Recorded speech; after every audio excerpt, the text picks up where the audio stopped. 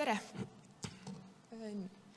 Mina olen Fridays for Future Eesti liikumise üks eestvedajatest ja olen üks neist noortest, kes käib enam-vähem igal reedel streikimas, et püüda tõmmata kõigi tähelepanu probleemile nimega kliimamuutused.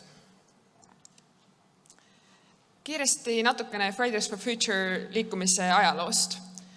Liikumine sai alguse augustis 2018, kui üks Rootsi koolitüdruk Greta Thunberg otsustas pärast Rootsi ajaloo pikimat põuaperioodi, et kliimamuutused on tõepoolest ääretult tõsine probleem ja sellega ei tegeleta hetkel Rootsis piisavalt, kuidagi tuleb signaliseerida, et ma ei ole selle olukorraga rahul, ja ta istus maha Rootsi parlamendi ette.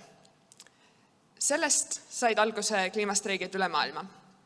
Eestisse jõudsid märtsis, ehk siis selle aasta märtsis, esimene kliimastreik oli meil 8. märtsil, esimene suur kliimastreik, mida paljud teavad, oli 15. märtsil, kui ainuüksi Tallinnas oli arvatavasti Toompeal umbes 800 inimest.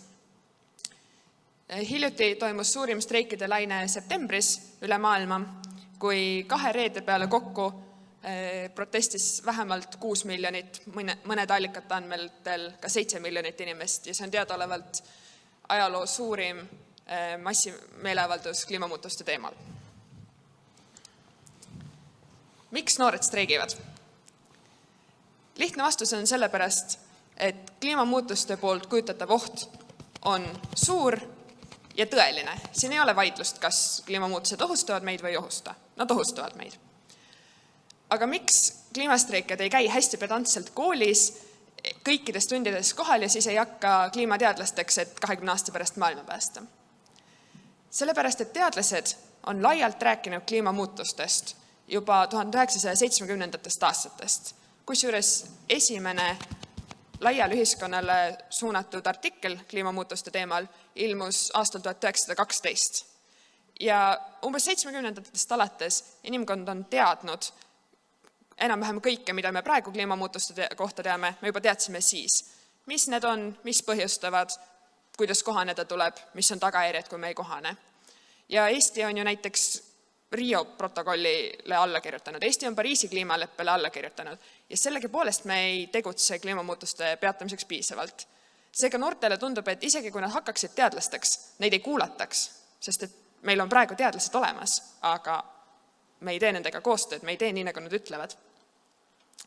Samuti on meil olemas paljud vajalikud tehnoloogiad, et vähemalt alustada üleminekut süsinikuneutraalsele eluviisile. Seega ei saa öelda, et meil oleks hädasti vaja kohe juurde noori insenere, sest et muidu me ei saa hakata näiteks põlevkivist lahti ütlema. Saame küll. Milles siis on probleem? Vähemalt meie noortena näeme, et lahendused seisavad eelkõige poliitilise tahte taga.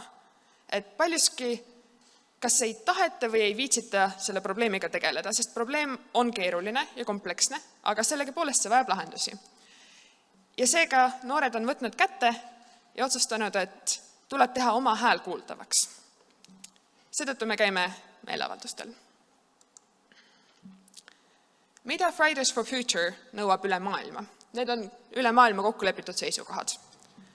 Põhiline on, et inimkond peab jääma globaalse soojenemisega alla 1,5 kraadi võrreldes tööstusrevolutsiooni eelse ajaga. Praeguseks on maailm soojenenud kindlasti vähemalt 1 kraadi ja isegi juba veidi rohkem kui 1 kraadi. Ja ei ole näha, et see soojenemine lähitulevikus oleks peatumas. Seega on tööpõld on väga lai. Lisaks tuleb kuulata parimat saadaolevat teadust ja tegutseda selle järgi.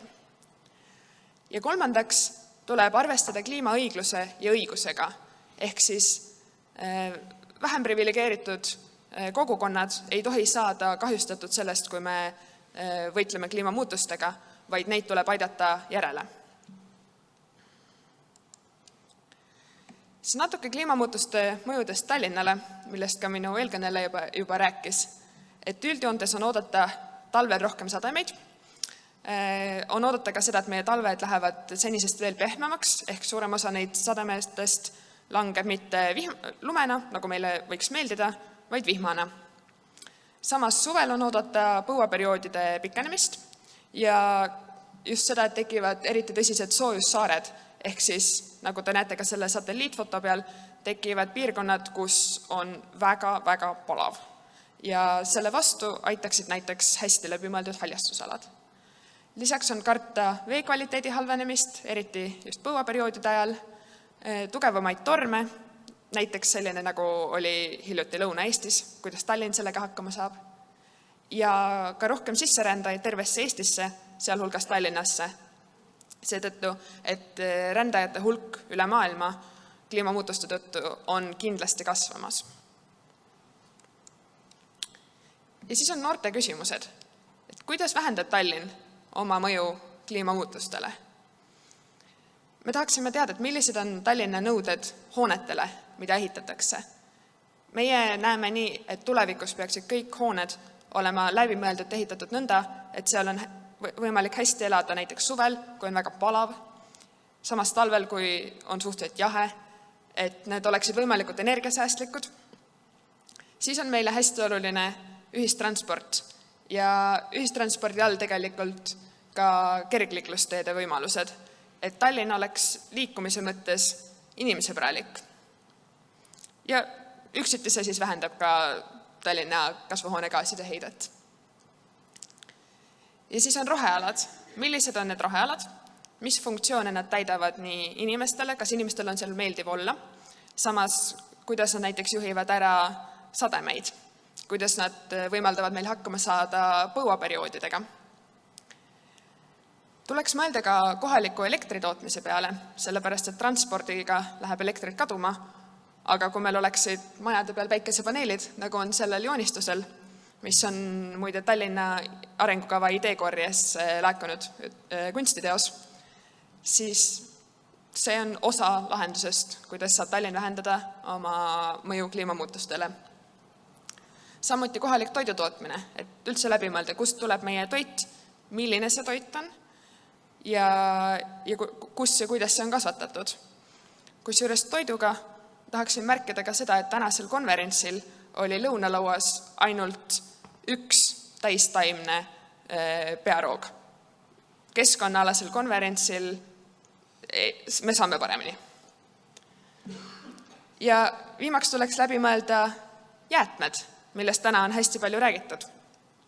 Kuigi ma tahaks mainida, et sageli, kui ma küsin inimeste käest, et kuidas teie igapäevaelus üritate vähendada oma mõju kliimamuutustele, siis nad ütlevad, et ja, ma tean, et see on suur probleem, ma sorteerin prügi. See on tore ja prügi tuleb sorteerida, aga ainult sellega me ka ei päästa kliimamuutuseid. Me peame tegema sellest rohkem. On teada, et muutused tulevad kiiresti. Kliimamuutus, see juba toimub järjest kiiremini, mõjud on järjest selgemini näha, üleujutused, tormid, põuad, nad on järjest tugevamad, mõjutavad järjest rohkemaid inimesi ja järjest meile lähemal. Ja seega ongi küsimus, et kuhu meie paigutume, et kas Tallinn, kas Eesti saab kliimamuutustega hakkama saamises eesrindlikuks näiteks, nagu me oleme näiteks hakkama saanud eesrindliku IT-riigi loomisega, või me jääme teiste sappa ja kaotame sellest. Ja meie noortena, meie tahame elada eesrindlikus linnas ja eesrindlikus riigis, kus on meeldiv elada praegu, aastal 2030, aastal 2050, 100 aasta pärast. Teeme nii. Aitäh! Suur tänu! Aitäh, Kertu Birgit!